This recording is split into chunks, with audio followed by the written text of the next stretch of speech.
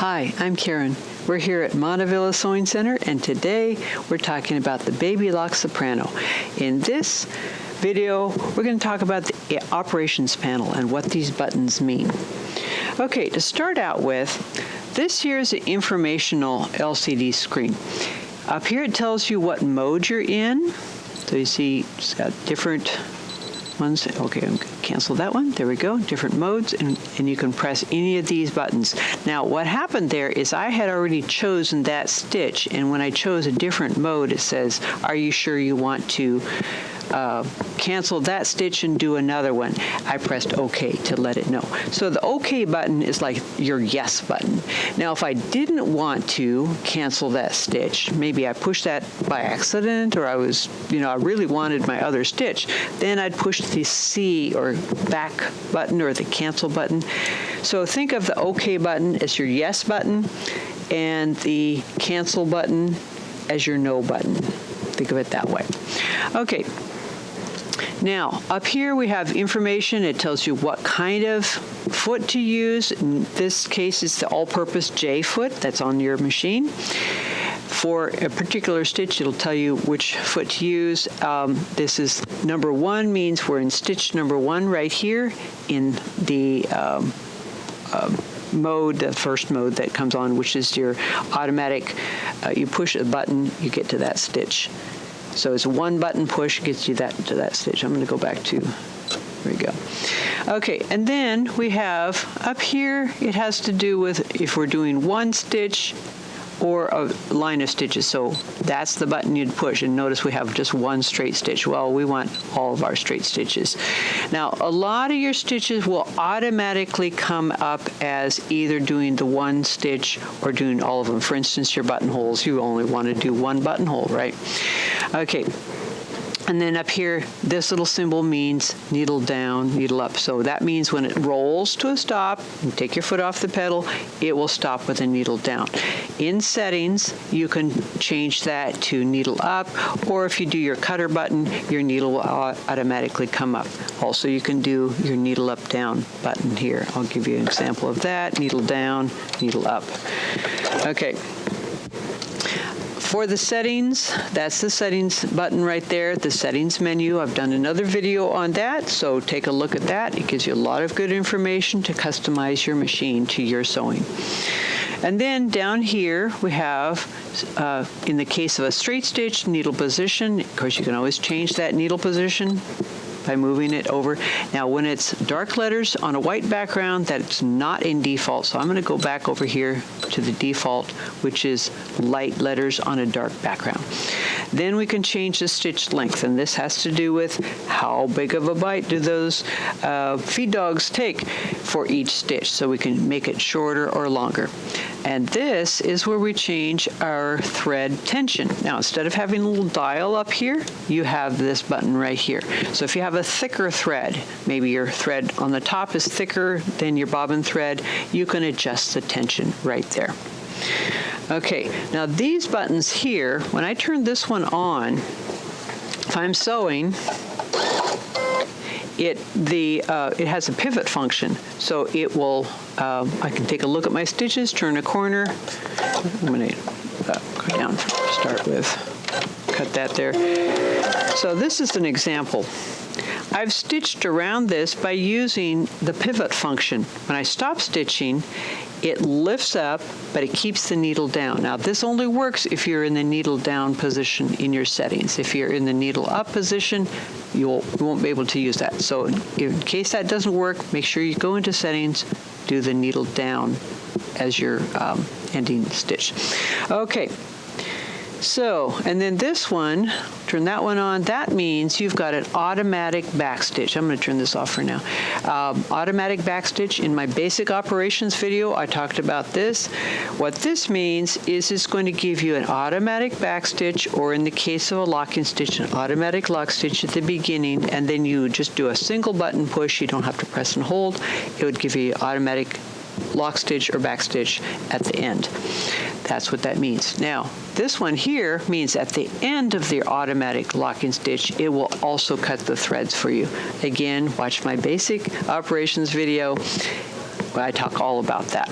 Okay, This one will only work if that one's on. So if I turn this off, both of them go off. Now down the side here we have the different modes of stitches.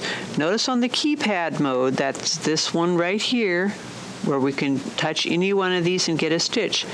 It also has a little pocket. So if I push it a second time, it gives me these different stitches that I've already programmed into the machine, and I can scroll down to the one I want. To get out of that, I can just go OK, and there it is, and I can clear that out. Let me go back to this here. Okay, clear. Oh, sorry. Okay, there we go. Okay, OK to clear. See, remember I talked about that? That's the yes button.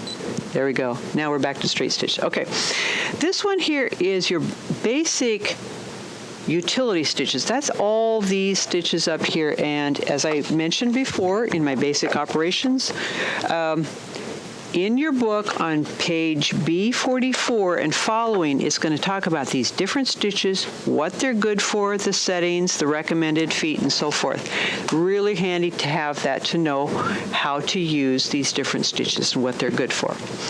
Now, down here we have the decorative stitches. We have 3 groups of decorative stitches. Some of them are more like pictorial, some of them are like satin stitches and cross stitches, and some are more kind of more quilted type stitches that you'd use in quilting or crazy quilting. So to get to the various categories, you just press this a second time and a third time. If you press it a fourth time, it gets back into the first category. Then down here is your lettering. Now in the lettering, if you go to your quick reference guide in the back here, you have the different categories of, you have your block letters, your script letters, your outline letters, your Cyrillic or Russian letters, and then you have Japanese font here.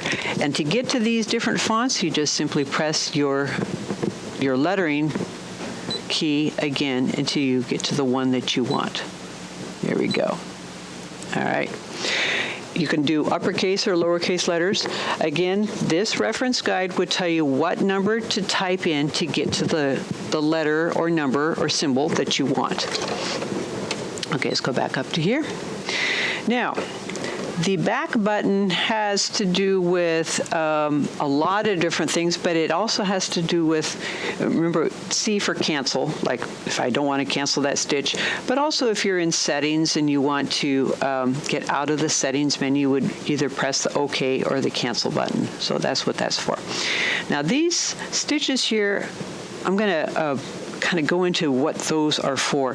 Notice you have 4 different straight stitches. Now in our basic operations video, I kind of talk about why you have 4 different straight stitches, but briefly I'll just explain.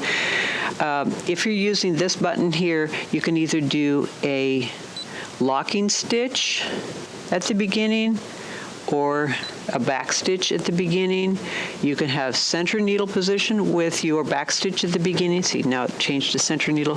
Or you can have a locking stitch at the beginning. That's why you have 4 different stitches. If you're zigzag, here we go. Now you can have a locking or back stitch at the beginning or a locking stitch at the beginning. So that's 5 or 6. With your zigzag, you can change your stitch length, your stitch width. So let's say, okay, I'm going to get into these here for now. Let's say your zigzag, you consistently seem to have to change it all the time to get it to where you want it to be. It's always a little, maybe too long, too wide, or whatever it is. I like to customize my zigzag to make it what I want it to be. So in this case, we would save that. Notice it says saving here. That means if I get out of that stitch and get back into my zigzag, it has saved that. Actually, I did the wrong one. There we go. It has saved that. So those are not the default for this machine. I have actually saved that. But what if I want to get back into default for stitch number 6? All I'd have to do, reselect stitch number 6. Actually, I can go back up. If you change these back to there, and change that back to there. When you have white letters on a dark background, that's the default, but I would have to save that. Now that is kind of deleted the save stitch that I have done. That can be done on a lot of your stitches. You can save those default settings. It's a really nice way to customize your machine. Okay, now what about stitch number 7? 7 and 8 are similar. It's apart. Here we go. They're both stretch stitches. Now for your twill fabric, it doesn't stretch much. It's pretty stable, but on the bias, it's pretty stretchy. So we want to have a stitch that, say you're sewing some pants, that back crotch seam, you don't want that seam unstitching. So sew it with this nice, strong number 7 stitch. It's going to give you 3 times the amount of thread, plus it's stretchy. So that's what number 7 would be for. Number 8 is more for your knits, where you need to have a little bit of give in that seam, but you don't need to have quite as much thread. So that it kind of looks like a bent zigzag. Now number 9, that's a really nice one for doing an overcast edge. It's going to give you a nice even, flat, overcast edge. Now when you choose number 9, I gotta change that a little bit. Okay. It says use foot G. Foot G has a stitch finger in it that helps keep the thread with a little bit of slack so it keeps a nice flat edge. So make sure that you use the correct foot up here that's recommended for your various stitches. I'm going to go back to stitch number 1. Now, this is your lockout key. When you do this, first of all, it says lower the presser foot. I can do that. Okay, I'm going to press it again. The lockout key is really nice because I can press any button, press the foot control, nothing's going to start sewing. It's great for changing your needle. So anytime you're working with your fingers near your needle, press the lockout button. So to get it out of lockout, we just simply press it again, and now we're back in business. Okay, so I talked about this little pocket up here for getting things out. What if we want to put something in to the memory right here? That's how we would do it. Now, I don't want to save a straight stitch, although I could by pushing OK, but this is how you would put it into the memory. It's actually got 15 different spaces. You would just scroll down. Now, as you, I'm going to get back out of that. There we go. As you scroll through there, it's only going to give you as many, if you're trying to pull something out, okay, scroll down through there. See, I don't have anything more than just 4 stitches, so it starts over again, but it's actually got 15 spots. I'm going to get back out of there again. Okay, here we go. So that's the one I have chosen. I pushed OK because that's the line I chose. But to get them into the memory, that's how you get to pull them out of the memory. This is the button that you choose. Now, we talked about the settings menu. This is a mirror key. I'm going to get out of that. Here, back out of here. Okay. Current selection. Yes, we go. Okay. So if I'm into one of these stitches, let's say I'm going with 41. Okay, the mirror key means I can turn that over. That's what that's for. Now that's really useful if you're doing, say a little girl's dress and you want to do these little flowers along the hem, and you want to have the baseline along the hem, not upside down. So you don't want to have the body of the dress here. You want to have it over here and the hem right here. So you may want to turn that over. That's what that's good for. And some of your decorative stitches, and I'll get into this more when we do stitch combinations, but some of your decorative stitches look really wonderful when you have one going one way and one going another way. So this is a good key for that. Then, this is how you do a single motif or a whole line of motifs. That's this button right here. And it tells you right up here on the screen, see the single heart?